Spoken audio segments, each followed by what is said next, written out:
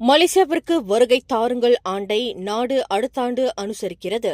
இந்நிலையில் நாட்டின் பிரதான நுழைவாசலாக விளங்கும் கோலாலம்பூர் அனைத்துலக விமான நிலையத்தில் ஏரோட்ரேன் இடையூறு மற்றும் விமான நிலையத்தின் கூரையில் விரிசல் ஏற்பட்டு மழைநீர் கொட்டிய சம்பவம் உட்பட பலதரப்பட்ட பிரச்சினைகளுக்கு உடனடியாக தீர்வு காணுமாறு சுபாங் எம்பி வாங் சென் அரசாங்கத்தை கேட்டுக் கொண்டார். 2026 மலேசியாவிற்கு வருகை தரும் ஆண்டு நெருங்கிவிட்டது. அனைத்துலக சுற்றுப்பயணிகளின் பிரதான நுழைவாயிலாக விளங்கும் KLIA விமான நிலையத்தின் பிரச்சினைகளுக்கு தீர்வு காணாமல் இருப்போமானால் அது நாட்டின் தோற்றத்தை பாதிக்க செய்யும் என்று அவர் நினைவுறுத்தினார்.